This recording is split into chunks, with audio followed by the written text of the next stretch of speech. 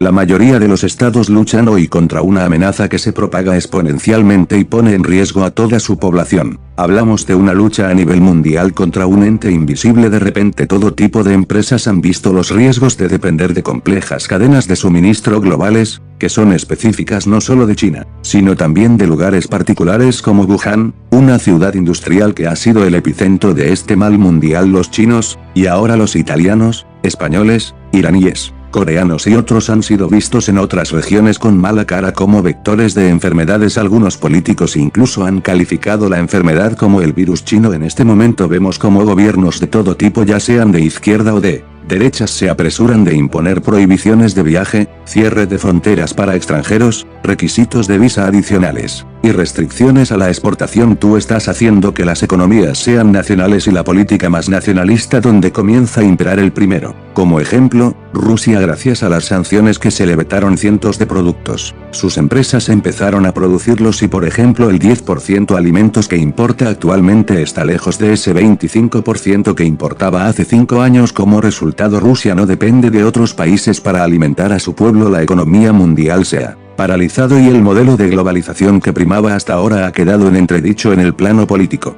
La situación sanitaria actual ha puesto a prueba a las organizaciones internacionales y ha abierto la puerta a una nueva configuración del orden mundial donde la tecnología y el Estado van a jugar un papel importante. La gran incógnita es qué forma tomará este nuevo sistema. Habrá más integración internacional, surgirá un mundo más proteccionista. En este vídeo les hablaré de cómo todas las instituciones sanitarias han sido golpeadas con fuerza, un modelo que ha tardado entre 50 y 70 años en construirse. Como muchos ciudadanos del planeta han quedado expuestos y les explicaré cómo el populismo y el proteccionismo acabarán con el sueño de integración europeo. Italia es una muestra de ello. Por muchos años Italia ha participado en las sanciones contra Rusia y a la hora de la verdad ha sido Rusia la que le ha tendido la mano mientras sus hermanos europeos le daban la espalda. El presidente serbio lloraba en una rueda de prensa mientras contaba cómo en la crisis cada uno tiende a salvar su trasero y que la hermandad y solidaridad de la Unión Europea no existe cuando de verdad se la necesita. Mientras Italia recibe ayuda de Rusia, Serbia pedía ayuda a los chinos. Nada volverá a ser como antes, estimados amigos, y la situación actual parece la estocada mortal a Estados Unidos, que con pobre actuación como líder mundial se ha hecho el harakiri. El fenómeno de la globalización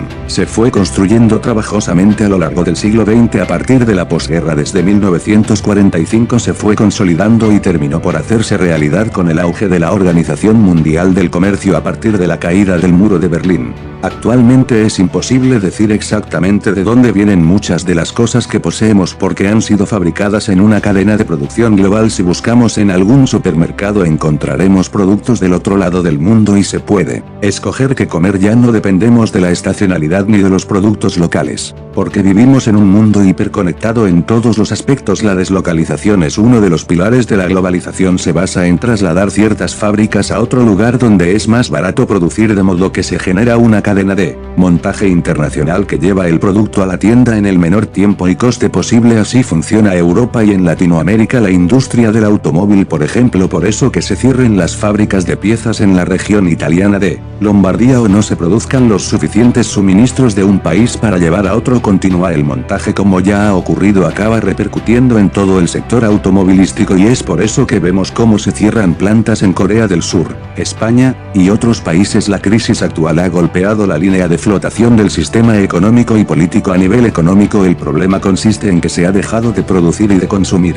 Más allá de lo imprescindible, las medidas de prevención y confinamiento provocan que el mercado se pare. El futuro próximo no se muestra muy favorable, al menos en un principio. Veremos muchas más fábricas cerradas de diversa índole, más aviones en tierra, y edificios de oficinas vacíos.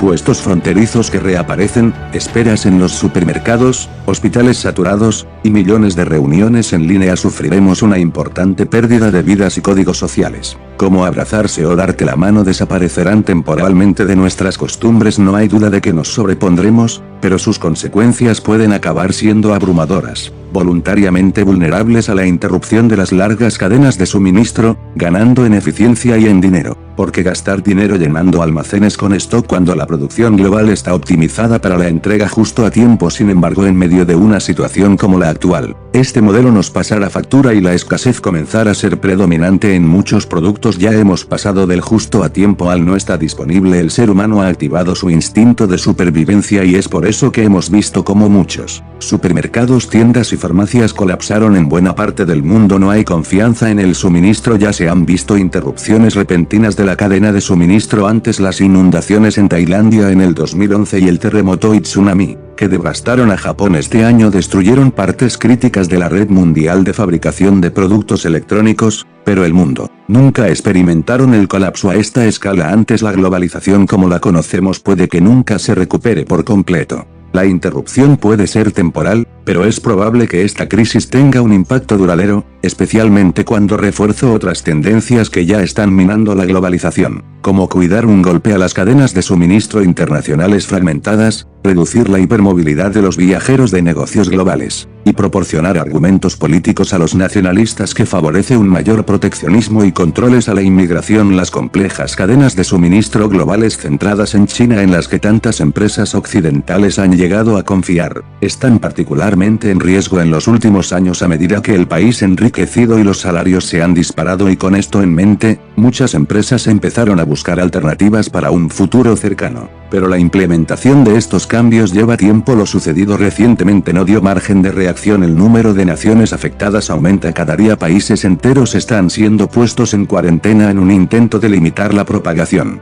de la enfermedad, con la consiguiente desaceleración y a veces parálisis en un periodo de tiempo relativamente corto que puede someter a las empresas a una grave depresión. El sector de los servicios, por ejemplo, puede que no recupere los ingresos perdidos cuando la crisis haya terminado, afectando de forma terrible a todos los que viven del sector. Es muy poco probable que la gente en Italia, China y España vuelva, por ejemplo, los restaurantes y los hoteles una vez que termine el periodo de cuarentena. Y lo mismo pasará en nuestros países una vez se pueda decir que se ha superado la peor parte. El impacto económico a la larga será muy alto y tenemos que mantener eso en mente. Las finanzas de los fabricantes más vulnerables podrían verse afectadas por las necesidades del capital humano. El envío de componentes desde China se ha interrumpido, dejando las empresas incapaces de entregar mercancías al público, inmersos en las cuarentenas masivas. Sin embargo, tendrán que seguir pagando los salarios y reembolsando los préstamos a menos que los gobiernos de los diferentes países planteen ayudas tanto a empresas como a pequeños empresarios. Parte del valor añadido de las empresas en el mundo depende de los proveedores y clientes en las zonas donde la actividad se ha realizado considerablemente. Situaciones similares podemos tenerlas muy cerca en el momento en que las diferentes cadenas de abastecimiento en nuestros países empiecen a verse afectadas por la falta de actividad impuesta por las necesarias medidas de confinamiento. El cierre prolongado de muchas empresas en China se ha reducido las exportaciones en un 17% en los primeros 2 meses del año en comparación con el año anterior y ha interrumpido la producción de automóviles, iPhone y otros bienes de consumo. Todavía hay muchas ventajas de producir en China.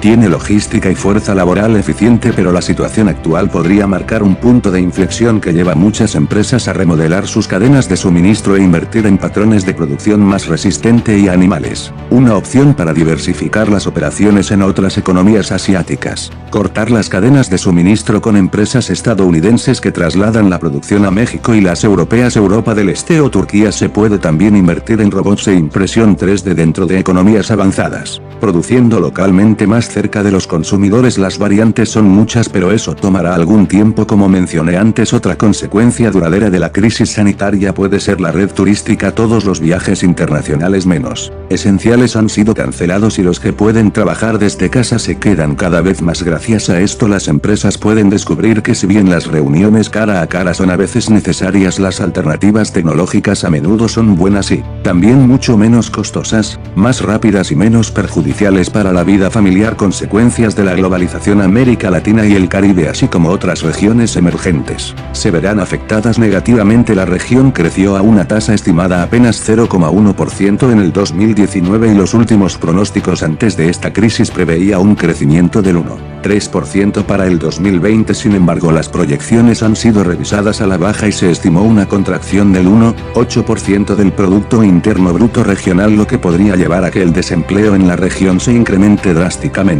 La crisis llegará de afuera por la disminución de la actividad económica de varios de los principales socios comerciales en las exportaciones de bienes de los países de la región. China, por ejemplo, es un destino importante para las exportaciones de varias economías latinoamericanas, siendo el principal socio comercial en los casos de Chile, Perú y Brasil para la demanda de servicios de turismo, que impactaría más severamente a los países del Caribe. Se calcula que si la prohibición de viajes a causa del virus se prolonga, la actividad turística en el Caribe, por ejemplo, en el 2020 se encontraría un 8% si la prohibición de viajes dura mes, 17% si dura 2 meses y 25% si dura 3 meses. Se interrumpirán cadenas globales de valor y esto afectaría principalmente a México y Brasil, países que importan partes y bienes intermedios desde China para sus sectores manufactureros, en especial en los casos de repuestos para automóviles, electrodomésticos, productos electrónicos y farmacéuticos. La caída de los precios de los productos básicos afectaría a la región, sobre todo los países exportadores de materias primas en América del Sur, y no podemos olvidar la mayor aversión al riesgo de los inversionistas y el empeoramiento de las condiciones financieras globales.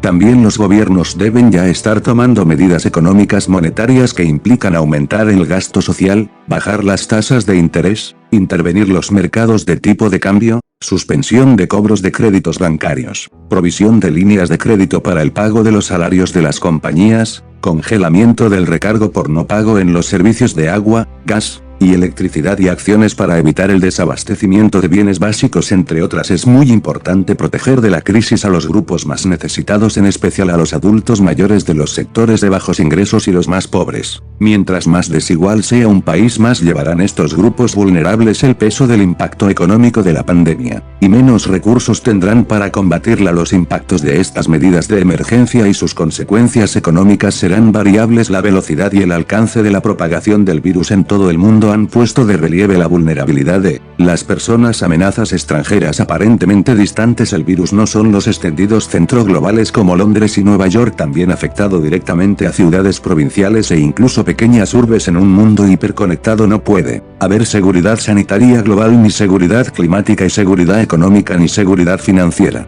Las economías más grandes del mundo trabajando juntas. Los recientes encuentros de Estados Unidos con China, de los que hablan varios videos, y la dinámica similarmente desafortunada que se está desarrollando en la Unión Europea, que se fundó sobre los ideales de reconciliación entre antiguos enemigos en tiempo de guerra, virtudes que se expresaron en el libre comercio y las fronteras abiertas, nos dejan ver cómo aumentan las barreras en todo el viejo continente. Cuando Alemania, Francia y otras acciones están bloqueando la exportación de máscaras faciales que necesitan urgentemente España o Italia, epicentros de este mal invisible, la solidaridad ha dado paso al interés propio. Italia ha pasado de sus disputas con los socios de la Unión Europea a contar con China y Rusia para obtener los suministros de ayuda médica necesarios, a la que también contribuye Cuba. ¿Qué repercusiones económicas y políticas saldrán de esto? Es algo imposible de saber. La forma en la que salgamos de esta crisis determinará nuestra capacidad para afrontar la siguiente. Lo más probable es que terminemos en un mundo en el que Estados Unidos ya no sea el referente. Carecen de una verdadera red sanitaria, tiene un modelo laboral súper volátil y un gobierno al frente que demuestra una profunda incompetencia remarcada. En este momento las ideas llegan desde China y los que viajan a socorrer a los demás son los chinos,